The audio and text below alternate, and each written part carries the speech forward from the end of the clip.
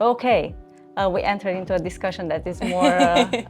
It's tempting to respond. Yes, yes, exactly. So for example, maybe I take this one, right? Yeah. So somebody comes with this item in your shop, right? And then you look at it and you look at the brand and the fabric and so on. So, and you give some points, Yeah, right? we give some points. When was the last time you swapped something instead of buying something new? In this interview, I sat down with the founder of the Swapshop, and she opens up about what inspired her, why decluttering isn't always as simple as it seems, and how can swapping actually change not only your wardrobe but also your mindset. We also dive into the psychology of fashion, including a story you'll want to hear, plus her tips for planning a swap day and actually what's next for her community. Thank you so much, Monique, for accepting to discuss more about sustainable fashion and about your business, the Swapshop here in Rotterdam. Thanks for being here. Amazing. The first question is very much about your core values. What inspired you to open the Swapshop? I started thinking about clothing in around 2012. I just had a journey, Australia, New Zealand, not very sustainable, but very fun. We weren't thinking about flying at that time. And I lived basically from a suitcase with 10 kilos of clothing and other stuff for half a year. And then I came back in my own home with my own wardrobe and I found all these surplus clothing that I didn't miss in that half a year. So then I decided with myself I'm only allowed to buy new clothes when these items are finished and when I really need clothing. From there, for a couple of years I bought nothing new, also not secondhand. Then I got a little bit bored of my wardrobe, so I started to buy some secondhand items. Sometimes I got a sweater from my mom or from a friend. I realized how much clothing everybody also has left over and that nobody really cared if they would give me an extra sweater or not. And that's how with a couple of friends we started swapping amongst each other, and then we swapped with friends of friends, and then we went to the park to make it public, and then to a club at daytime to do swapping there, and yeah, that's how we slowly grew. Yeah, we are sometimes a bit annoyed by overconsumption. We have so much luxury around us here in the world, and it's nice to have the freedom to buy what you want, but I think a certain responsibility comes with that, and we forget about that, or we are seduced by the novelty. Yeah, the novelty, nice marketing campaigns, yeah, whatever it is, and that's very tempting, but it's nice to become aware of that. I think that's a very personal journey, right? Because you just realize that you don't need so many clothes. Businesses that start with personal convictions are the ones that are most successful, and you are more dedicated to that. Yeah. So I can understand that. Yeah. Here. So maybe you can explain a little bit about the swap system and how it's built into this sustainable ecosystem that you have here. I think our system is very easy. People that come in take 5 items per person per visit, and the items that they bring should be clean and not damaged and bonded to the season. So in the summer we only take summer items, and in the winter only winter items. And those items come in, we check them, steam them, make them look nice, and then we hang them in the store. And when you hand in items with us, you earn swaps for it. Swaps are points, and with those swaps you get a 50% discount on all the items here in the racks. So when you hand in items you save points, and with those points you get a discount. And when we started swapping it was totally for free, but after 2 years experimenting we realized we either want to make our full-time job out of this and then we need some money, or we will stop or do it occasionally voluntarily, and then we decided to build the system, and that's why swapping with Swapshop is not completely free, because we need money for rent and for ourselves to live. For example, maybe I take this one, right? Yeah. From here. So this item, so somebody comes with this item in your shop, right? And then you look at it and you look at the brand and the fabric and so on. So and you give some points. Yeah, right? we give some points. We have a basic swap score of 5 swaps for this item, and then we take a look at it and we think like, hey, it's a vintage item. You can see that often from the label or from the style or from the way the details are made, some prints. So that's a reason to go a category up on our swap score ladder.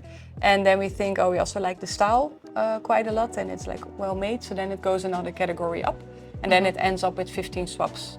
So what would you advise those that are watching how to prepare for a clothing swap day? Well, if you start all the way from the beginning of the process, the best way to prepare for a clothing swap is to buy items that last long, that you can, after you are done wearing them, you can give them proudly to another person and to another person again. So we still see that we get a lot of items in from fast fashion brands, but we all have too many of them. They cost very little to buy them new, so in the world of swapping, their value is not so high. I think the other one, if you are already standing in front of your wardrobe and you take items, then just check if all the buttons are on there, if there's no holes, no stains, because those items, you don't want an item yourself that is broken or damaged. So that's a very important thing. What I experience with myself, but also I think a lot of other consumers do, has been researched, is that we have a lot of items in our wardrobe that we do not want to say goodbye to yet, but we basically don't wear them. And I think for going to a swap, those items are interesting because they're most of the time items that have something special, or those are the good items that maybe are not for you, but you don't want to get rid of them. And I think those items are interesting for swapping. And I think you touched a point, because when you speak about the clothes that we don't wear, we have a lot of them indeed. And there is also this culture of decluttering, in the sense that we are told that we need to declutter, like we can have a more mindful life by decluttering everything in our house, including our wardrobe. And I think we do it so fastly just to get rid of everything happening. And then the result of that is that we buy more clothes, right? Because we don't plan. And you said, well, plan in advance, which I really like. Plan before coming to the swap shop. Plan when you purchase an item, which obviously takes time. Do you think that there are also people who are decluttering very fast and then they end up in a situation where they don't have clothes anymore and then they go shopping again? I think that happens all the time. I'm not sure if it happens in such an extreme case that they declutter so much that they have nothing to wear. But I think what is my experience and what I also hear from other people is that you, in a certain phase of your life, you like a certain style. So then you collect items in that style, maybe a little bit more than you need.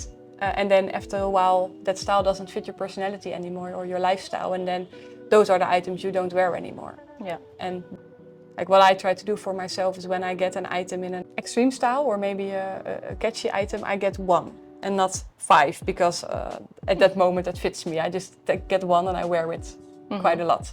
And then when it's done, I swap that one item instead of swapping 5. That's a good advice to follow. When we speak about fashion and clothes, obviously we are not speaking about only utilitarian, that we need to put something on, right? It's also about the joy, it's also about psychology and emotions. So did you see any moment when somebody, like, you know, discovers something transformative here in your swap shop, or they switch their mindset from, you know, going to the regular shop, even fast fashion, and coming here, or something very similar to that? Yeah, I think the moments that I love the most is when two people, for example you and me, are standing in the store and you come to hand in and I am shopping or swapping here, and you hand an item in that I really love. And then I can see that, like, when you hand an item in and I take a look at it and I see the value and I want it for myself, that often brings joy on the giver's face, because the item that you no longer want anymore is like super value for another person, valuable. And it immediately creates a connection between two people. And sometimes the person that says goodbye to the item suddenly sees the value again through the eyes of the other person. And I think this is how you see that clothes that you discard are not trash, they're just not yours anymore. Yeah, and I think what you are saying is that it's a sort of community, and the fact that you have a physical shop actually makes it much more engaging, because I know for sure that online communities and also social media nowadays is trying to counterbalance, you know, the social media fast fashion. But do you think that these online communities and social media has a positive influence on sustainable fashion? Good question. I have been wondering about this myself for a very long time. So for example, now online platforms where you can sell your clothes and other people can buy them. It's, on the one hand, this is amazing because secondhand clothing becomes very accessible for everybody. And I think one of the most heard complaints about secondhand clothes is that from each thing you only have one item, and you go into a store and you never know if your favorite brand or your size or your style is there. And the nice thing about the website is you can select on shoe size, brand, color, so the searching part becomes very easy. And I think this is what I really like about it. What I don't like about it so much is that there is a lot of shipment of packages, which is CO2-wise not very sustainable.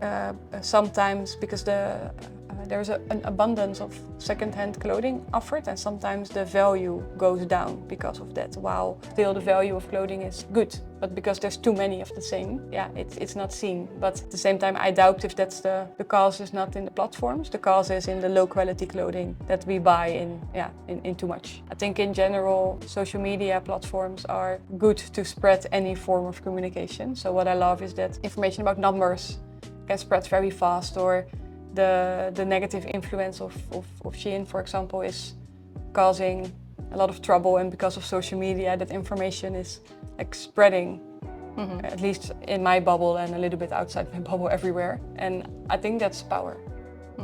Yeah, indeed.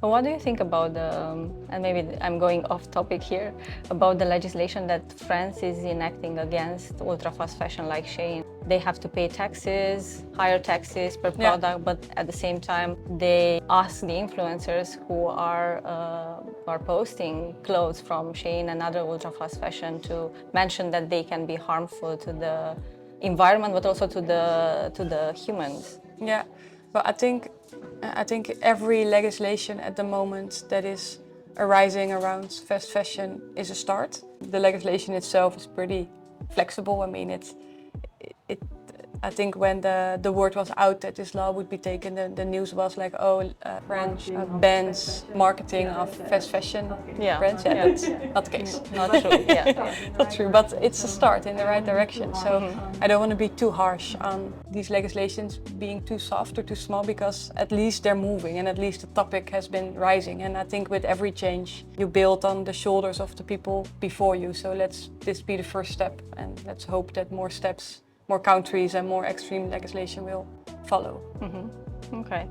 I'm asking this because there are two sides to the coin, in the sense that on one way legislation is good, but at the same time when something is prohibited, people don't necessarily take that in consideration. I mean, it doesn't result in the outcome that we want. Yeah. Basically, like it was back in the days with cigarettes. Like no matter the message on the package, people still smoke. So it's kind of in the same line, and I think it's also a question of culture, because France is different in terms of culture than the Netherlands. So if we are thinking about the Netherlands to enact the same legislation, it may not lead to the same outcome. So it's an interesting discussion that will follow, obviously, and I think other countries in the European Union specifically will do that, and we will have to wait and see. Okay. We entered into a discussion that is more... it's tempting to respond. Yes, yes, exactly. And now, as a last question, I think for the people who will come to the Swapshop, what is your focus now in your business? What is the next exciting event or project that you have? Yeah, I think the last years we worked very hard on bringing more focus to the things that we're doing instead of doing more. So the last 2 years we have been narrowing down our activities, and at this moment it's time to flower and flourish again. So we have a couple of cool projects in the making, and one of them is called the Swapshop Lab, and we have quite some textiles left over because not everything people bring in is actually swapped. And we will work together with a couple of upcycle designers to make really beautiful new products out of those that we will sell in the store, and you can also buy with your swaps, 50% of it. So that's really nice. And another thing that's very cool is we got a grant from the province of North Holland to scale up in different cities in North Holland. So the upcoming years we will work on that, which is very cool also. And it's really good to give the opportunity to a new designer to upcycle clothes, because I think that's very much at the beginning, right? Yes. And there is still a bit of a struggle with the upcycling, but I think this opportunity is huge for them as well. Right? Yeah. So Okay, thank you so much for joining this interview. It was a pleasure to speak with you, and I wish you a lot of success, and I hope, as I said, that I will see more shops like this in the Netherlands, and maybe outside of the Netherlands. Wait for it. Yeah.